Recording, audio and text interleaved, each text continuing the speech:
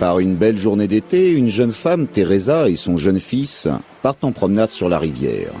Ils espèrent passer une agréable journée tous les deux. Mais au lieu de ça, leur sortie va tourner au cauchemar, le pire cauchemar de toute femme.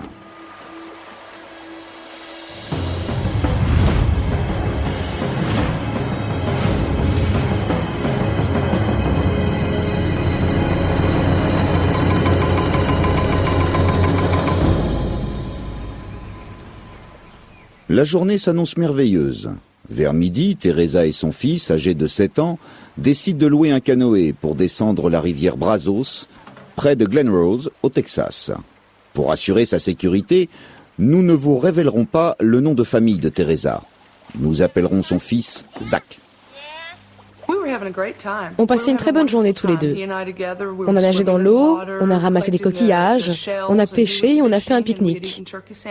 Tout était très calme, serein. On passait vraiment une journée formidable.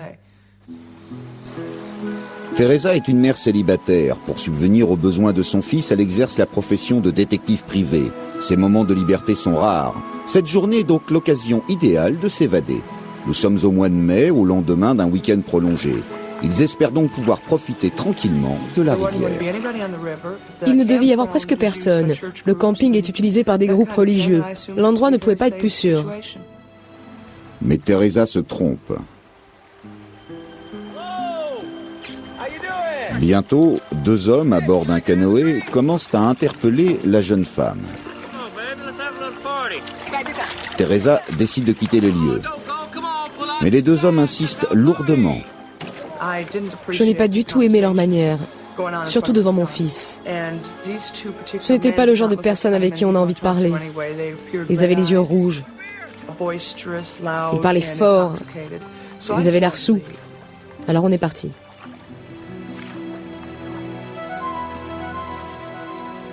« 15 minutes plus tard, Teresa s'arrête à nouveau. Elle entre dans les bosquets pour faire une pause. Zach l'attend dans le canoë.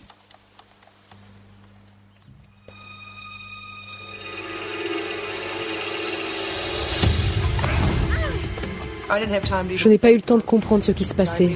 J'ai reçu 2 coups de pagaie. Je ne pouvais plus me lever. C'est là qu'ils m'ont agressé.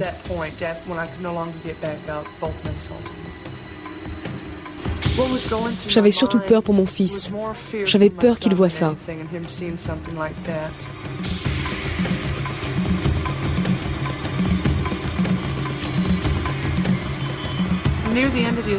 Vers la fin, j'ai tourné la tête et je l'ai vu dans les bosquets. Il était livide et terrifié. Il ne comprenait pas ce qui se passait, mais il savait que c'était terrible.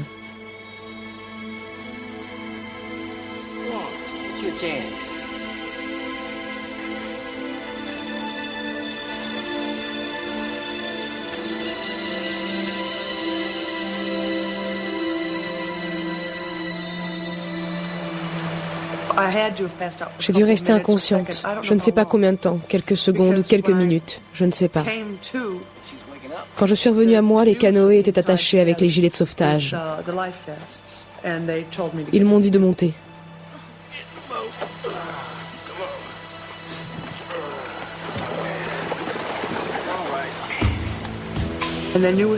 Ils savaient que tant que mon fils était là, il me contrôlait. Et ça a marché.